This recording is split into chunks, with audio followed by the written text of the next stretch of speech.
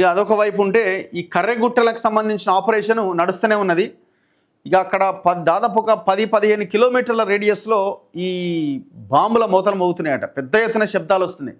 మరి ఇప్పుడు ఇది ఎవరైతే మన నక్సలైట్లు మావోయిస్టులు పెట్టిన మందుపాత్రలు పేలుతున్నాయా, లేకపోతే పోలీసులు పెట్టినవి పేలుతున్నాయా, లేకపోతే పోలీసులు ఏమైనా అలా ఒక 3 హెలికాప్టర్లు చక్కర్లు కొడుతున్నాయట. మరి ఆ 3 హెలికాప్టర్లు ఏమైనా దాడులు ఏమైనా చేస్తున్నాయా, ఇద్దరి మధ్య ఎన్కౌంటర్ జరుగుతుందా, ఏం అర్థం కాని పరిస్థితి. ఆపరేషన్ కర్రెగుట్టలు షురు, దాదాపుగా ఒక 200-300 మందిని టార్గెట్ చేసుకొని ఈ అటాక్ స్టార్ట్ చేసినట్టుగా కనబడతా ఉన్నది. గుట్టలను చుట్టుముట్టిన బలగాలు, ఉదయం నుంచి మొదలైన బాంబుల మోత. ఇగో నిర్మానుష్యంగా రాంపురం గ్రామం, మాట్లాడుతున్న జస్టిస్ బి చంద్రకుమార్. సో వీళ్ళంతా ఈ పౌర హక్కుల సంఘాల నాయకులంతా ప్రెస్ మీట్లు పెడతా ఉన్నారు. కాల్పుల విరమణ పాటించాల్సిన అవసరం ఉంది. మావోయిస్టులు ఒక మెట్టు దిగి వాళ్ళు బహిరంగ ప్రకటన చేసినప్పుడు పోలీసులు కూడా, ప్రభుత్వం కూడా స్పందించాలి, శాంతిని నెలకొల్పాలి అని. విషయం ఏంటి, అక్కడ ఉన్న ఆదివాసీ గూడాలు మొత్తం ఖాళీ చేయించేసారు. వెంకటాపురం మండలంలో కూడా చాలా ప్రాంతాలను అలర్ట్ చేశారు. పూజారి కాంకేర్ రోడ్డు మూసివేత, ప్రజలు ఇళ్లలోనే ఉండాలని ఆదేశాలు, మందు పాత్రలు గుర్తించి నిర్వీర్యం చేస్తున్న కేంద్ర బలగాలు, తెలంగాణ సరిహద్దు ప్రాంతాల దిగ్బంధం. ఏదో జరగబోతున్నది, అత్యంత భయంకరమైన వార్తనే మనం రాబోయే రోజుల్లో వినాల్సిన సిచ్యువేషన్ రావచ్చేమో అనిపిస్తున్నది సిచ్యువేషన్ చూస్తుంటే. తెలంగాణ సరిహద్దు ప్రాంతాల దిగ్బంధం, కాల్పుల విరమణ ప్రకటించాలి, బలగాలు సీఎం వెనక్కి రప్పించాలి. Peace dialogue committee chairman Chandrakumar. Operation కర్రెగుట్టలు మొదలైంది. కేంద్ర ప్రభుత్వం చేపట్టిన మావోయిస్టుల ఏరివేత కార్యక్రమం ఆపరేషన్ కగార్కు కర్రెగుట్టలు ఆఖరి మజిలీగా బలగాలు భావిస్తున్నాయి. మంగళవారాల్లో ఈ ప్రాంతం వైపు కదిలిన బలగాలు బుధవారం ఉదయానికి గుట్టలను చేరుకున్నాయి. అయితే అడుగడుగునా పోలీసు దిగ్బంధం, రహదారుల మూసివేత కారణంగా అతి కష్టం మీద బుధవారం మధ్యాహ్నానికి ఆంధ్రజ్యోతి ప్రతినిధి కర్రెగుట్టలకు చేరుకున్నాడట. గుట్టలు సమీపిస్తున్న కొద్దీ బాంబుల మోతతో ఆ ప్రాంతమంతా దద్దరిల్లిపోతున్నది. అయితే భీమారంపాడు గ్రామంలో ఏర్పాటు చేసిన పోలీసు బేస్ నుంచి ముందుకు వెళ్ళడానికి వీల్లేదని ఆపేస్తున్నారట. గ్రామస్తులకు కూడా ఇవే ఆదేశాలు జారీ చేశారు. ఎవరు ఇండ్ల నుంచి బయటకు రావద్దని సూచించారు. అక్కడి నుంచి వార్తా సేకరణ కొనసాగించిన మా ప్రతినిధులు, అంటే పేపర్ వాళ్ళు, ప్రతి 2 నిమిషాలకు ఒకటి చొప్పున బాంబు పేలుడు వినిపించినట. ఎవ్రీ 2 మినిట్స్కి ఒక బాంబు పేలుడు వినిపిస్తుందట. కర్రెగుట్టలకు సమీపంలో ఉండే రాంపురం, భీమారంపాడు గ్రామాలు పోలీసుల ఆంక్షలతో నిర్మానుష్యంగా మారినాయట. తెలంగాణ వైపు నుంచి కూమింగ్ చేసుకుంటూ వెళ్తున్నారట. ఛత్తీస్గఢ్లోని పూజారి కాంకేర్ వైపు బలగాలు రహదారులను దిగ్బంధం చేసి అక్కడ కాల్పులు ప్రారంభించాయి. దాంతో మావోయిస్టులు తెలంగాణలోని ములుగు జిల్లా ఏజెన్సీ ప్రాంతంలోకి వస్తారని భావిస్తూ ఈ ప్రాంతంలో ముమ్మరంగా కూంబింగ్ ప్రారంభించాయి. సుమారు 4,000 మందికి పైగా CRPF, COBRA, DRG, Bastar fighters బలగాలతో పాటుగా తెలంగాణ పోలీసులు కూడా కర్రెగుట్టలను చుట్టుముట్టిన వారిలో ఉన్నట్టు తెలుస్తోంది. ఒకవైపు కూంబింగ్ కొనసాగిస్తూనే బాంబు డిస్పోజబుల్ డాగ్ స్క్వాడ్ గుట్టల చుట్టూ మావోయిస్టులు అమర్చిన మందు పాత్రలు గుర్తించి నిర్వీర్యం చేస్తున్నాయి. తెలంగాణ వైపుగా వెంకటాపురం మండలంలోని రాచపల్లి, కలిపాక, మోట్లగూడెం ప్రాంతాల వరకు 2-3 నిమిషాలకు బాంబు శబ్దం వినిపిస్తున్నదట. మరి అన్ని మందు పాత్రలు పెట్టిరా? వెంకటాపురంలో బస్తర్ ఐజీ ఏకంగా ఆ ఐజీనే ఆ వెంకటాపురంలో తిష్టేసిండు. Bastar range IG P Sundar Raj Venkatapuram నుంచే బచావో కర్రెగుట్టల ఆపరేషన్ను పర్యవేక్షిస్తున్నారు. ఆయన వెంట ఛత్తీస్గఢ్ పోలీసు అధికారులు కూడా ఉన్నారు. వెంకటాపురం సమీపంలోని హెలీప్యాడ్ నుంచే బలగాలకు హెలికాప్టర్లో నిత్యావసరాలు చేరవేస్తున్నారు. కర్రెగుట్టల చుట్టూ కేంద్ర బలగాలకు చెందిన 3 హెలికాప్టర్లు, పలు డ్రోన్లతో ఏరియల్ సర్వే నిర్వహిస్తూ మావోయిస్టుల ఉనికిని గుర్తించే ప్రయత్నం చేస్తున్నారు. కర్రెగుట్టల వైపు వెళ్తున్న బలగాలు కూడా తొలుత డ్రోన్లు పంపి ఆ తర్వాత ముందుకు సాగుతున్నాయట. అని ఇంకొక వైపున ఈ పీస్ డైలాగ్ కమిటీ అన్న ఈ పౌర హక్కుల నాయకులు వీళ్ళంతా ఇమీడియట్గా చర్చలు జరపాలి, కాల్పుల విరమణ పాటించాల్సిన అవసరం ఉంది, ఆదివాసీలను కూడా చంపేస్తున్నారు, ఇది అన్యాయం అని వాళ్ళు 2 వైపులా సంయమనం పాటించాల్సిన అవసరం ఉందని వాళ్ళు చెప్తా ఉన్నారు. ఏమైందన్నది చూడాలి. మరి ఇప్పుడు ఇది మొన్నటి నుంచే చాలామంది చనిపోయారని ఇట్లా అట్లా రకరకాల వార్తలు వచ్చినాయి, కానీ అది ఏమి నిజము ఏది అబద్ధం అని మేము ఏం చెప్పలేము. మొత్తానికైతే ఎవ్రీ 2 మినిట్స్కి 3 మినిట్స్కి ఒక బాంబు వెళ్తుందట.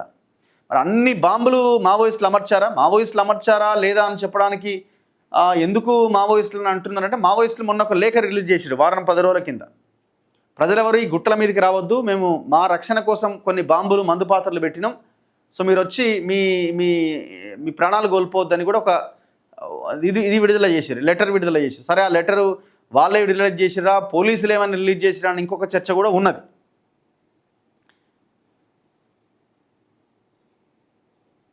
ఒకసారి ఈయన గాద ఇన్నయ్య గారికి ఫోన్ చేద్దాం.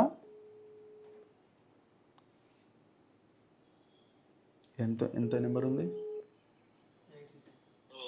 అన్న? నమస్తే. లైవ్లో ఉన్నారు మీరు? ఏమైనా ఇన్ఫర్మేషన్ ఉందా అన్న? ఈ కర్రెగుట్టలో ఏం జరుగుతుంది? ఇప్పుడు ఎవ్రీ 2 minutes 3 minutesకి బాంబులు పేలుతున్నాయి అని అంటున్నారు. అంటే అది మావోయిస్టులు పెట్టిన మందు పాత్రలా, లేకపోతే ఏం జరుగుతుంది? ఏమన్నా ఇన్ఫర్మేషన్ తెలుస్తున్నదా? అంటే మీరు అన్నట్టు అదే అక్కడ బాంబుల మోత అయితే పెద్ద ఎత్తున సుమారు 15 నుంచి 20 కిలోమీటర్ల దూరం వరకు వినిపించేటువంటి ఆ శబ్దాలు అయితే ఉన్నాయనేది అందరూ అంటున్నారు. అక్కడ ఉన్న ప్రజల సమాచారం గాని, అక్కడ ఉన్న మీడియా దాదాపుగా తెలంగాణ మీడియా, ములుగు గాని, భూపాలపల్లి గాని, ఖమ్మం గాని, భద్రాద్రి కొత్తగూడెం గాని, ఈ జిల్లాలకు సంబంధించిన మీడియా వాళ్ళందరూ కూడా ఆ పరిసర ప్రాంతాలకు పోయి, ఆ సుక్మా జిల్లా, కాంకేర్ జిల్లా, బీజాపూర్ జిల్లా, ఆ పరిసర ప్రాంతాల్లో పోయి అక్కడ వాళ్ళు సమాచార సేకరణకు పోతున్నప్పుడు నిన్న దాదాపుగా అసలు అయితే కొంతమంది మీడియా మిత్రులు చెప్పే దాని ప్రకారం అయితే మేము అసలు తీవ్రమైన భయాందోళనకు గురైన ఆ శబ్దాలు విని అప్పుడు వాళ్ళు క్యాంపుల దగ్గరలో ఉన్నారట. క్యాంపులో ఉన్న పోలీసుల సహకారంతో లేకపోతే వాళ్ళ అనుమతితోటి కరగుట్ట ప్రాంతాలకు చేరుకుందామని ప్రయత్నం చేస్తున్న సమయంలో ఆ పోలీసు అధికారులతో మాట్లాడుతున్నప్పుడే అక్కడి నుంచి వచ్చిన శబ్దాలు విని మీడియా వాళ్ళు ఒకరిద్దరైతే అసలు వాళ్ళు మూర్చపోయినంత పని అయిందట. అంత భయంకరంగా శబ్దాలు వినపడతా ఉన్నాయి. అయితే అది హెలికాప్టర్ల తోటి జరుగుతున్నాయా, డ్రోన్ల తోటి జరుగుతున్నాయా, లేకపోతే నక్సలైట్ పెట్టిన మందు పాత్రల అనేది ఎవరికి కూడా అంటే ఇప్పుడు మీరు మీకు కొంత అవగాహన ఉంది కాబట్టి, ఇప్పుడు మందు పాత్ర, మావోయిస్టులు పెట్టిన మందు పాత్ర సౌండ్ ఆ స్థాయిలో ఉంటుందా? అంటే ఆ స్థాయిలో ఉండేటువంటి అవకాశం అంటే 2 కిలోమీటర్లు, 3 కిలోమీటర్లు, 5 కిలోమీటర్ల వరకు అయితే గతంలో మేము చూసిన ల్యాండ్ మైన్స్ సంబంధించిన చరిత్ర అయితే తెలుసు. కానీ ఇప్పుడు 15 కిలోమీటర్లు, 20 కిలోమీటర్లు ఏర్పడుతున్నాయి అనేది ఒకటైతే, తర్వాత డ్రోన్లు తిరగడం గానీ, హెలికాప్టర్లు తిరగడం గానీ చూసినప్పుడు, తర్వాత వాయు మార్గంలో ఆ శబ్దం అయినప్పుడే అంత పెద్ద ఎత్తున దూరంగా అయినప్పుడే అవకాశాలు కనపడతా ఉంటాయి. అవి పేలడం కూడా దాదాపుగా భూమి మీద పోకముందే పేలుతున్నాయి అనేది అక్కడ ప్రజలు చెప్తున్నారట. అంటే వాళ్ళు నిజంగానే చెప్తున్నారట. అక్కడ ప్రజలు, అక్కడ మీడియా వాళ్ళకి దాదాపుగా ఇప్పుడు ఛత్తీస్గఢ్ కు సంబంధించిన మీడియా వాళ్ళు గాని, తెలంగాణకు సంబంధించిన మీడియా వాళ్ళు గాని అక్కడికి చుట్టుపక్కల వాళ్ళకైతే బాగా ఐడియా ఉంటది కదా, కొండలు గుట్టలు అక్కడ స్థానికులు కాబట్టి, స్థానిక మీడియా వాళ్ళు కాబట్టి వాళ్ళు చెప్తున్నది ఏంటంటే, ఈవెన్ ఇంటెలిజెన్స్ పోలీసు వర్గాలకు కూడా అసలు వాళ్ళే మీడియా వాళ్ళని అడుగుతున్నారట, మీకేమైనా సమాచారం వచ్చిందా, నక్సలైట్ ఎంతమంది ఇంజూరీ అయిండ్రు, ఎంతమంది చనిపోయిందని ఏమన్నా మీకు చెప్తున్నారా, తెలుస్తున్నదా, నక్సలైట్ల నుంచి మీకు ఏమైనా సమాచారం వచ్చిందా అని మీడియా వాళ్ళనే అడుగుతున్నారట. అంటే అర్థం ఏంటిది? డ్రోన్ల ద్వారా, హెలికాప్టర్ల ద్వారా వేస్తున్నటువంటి బాంబుల ద్వారా, అంటే ఉపరితల నుంచి వస్తున్నటువంటి ప్రయోగం చేస్తున్న బాంబుల వల్ల ఎవరు చనిపోతున్నారు, ఎవరు ఇంజూరీ అవుతున్నారు అని పోలీసులకు కూడా తెలియనటువంటి సమాచారంగానే ఇప్పుడు 2-3 అంశాలు, దాదాపు ఒక 100 కిలోమీటర్ల దూరం విస్తరించిన కర్రెగుట్టల్లో ఇప్పుడు పోలీసులు కింద నుంచి పైకి ఎక్కడం అన్నది అంత ఈజీ అయితే కాదనుకుంటా. ఎందుకంటే వాళ్ళు మొత్తం అసాధ్యం అసాధ్యమని పోలీసులే చెప్తున్నారు. పోలీసు అధికారులే, ఈవెన్ సిఆర్పిఎఫ్, ఏదైతే ఇంకా కోబ్రా బలగాలు కానీ, డిఆర్జీ బలగాలు కూడా, ఈవెన్ డిఆర్జీ బలగాలు అంటే దాదాపుగా 60% మాజీలే వాళ్ళు, అడవి తెలిసిన వాళ్ళే, వాళ్ళంతా అడవి తెలిసిన వాళ్ళు, గుట్టలు తెలిసిన వాళ్ళు. ఈవెన్ ఇప్పుడు నిన్నగాక ఈ మధ్య కాలంలో సరెండర్ అయిన వాళ్ళల్లో కూడా అక్కడ ఆడ అమర్చిన మందు పాత్రలు వాళ్ళు కూడా పెట్టే ఉంటారు. వాళ్ళు కూడా చెప్తున్నారట, డిఆర్జీ బలగాలు ఇప్పుడు చేరినటువంటి బాధ్యులు ఎవరైతే ఉన్నారో, మనం పోలేము, పోతే మాత్రం ఎవరో మిగిలము, అంత పెద్ద ఎత్తున అక్కడ మందు పాత్రలు అమర్చబడి ఉన్నాయని ఆ డిఆర్జీ బలగాల్లో ఉన్న ప్రస్తుత Okay. వాళ్ళు ఎవరైతే ఉన్నారో వాళ్ళే చెప్తున్నారట. కాబట్టి పోలీసులు అంటే పోలీస్ బలగాలు ఎవరైనా సరే ఎంత పెద్ద కోబ్రా బలగాలుగా చెప్పేవారి వాళ్ళు కూడా పోలేమనేది వాళ్ళ నిర్ణయం అట. కాబట్టి వాళ్ళు ఏమైనా గానీ ఉపరితలంగానే మనం బాంబులు వేయగలుగుతాం, ఫైరింగ్ చేయగలుగుతాం. కానీ ఇప్పుడు ఉపరితలం నుంచి విడిచేటప్పుడు మీరు అన్నారు కదా మధ్యలోనే బాంబులు కిందికి పోకముందే పేలుతున్నాయి అనేది అంటారు కదా, అప్పుడు సౌండ్ కూడా ఎక్కువ వస్తుంది.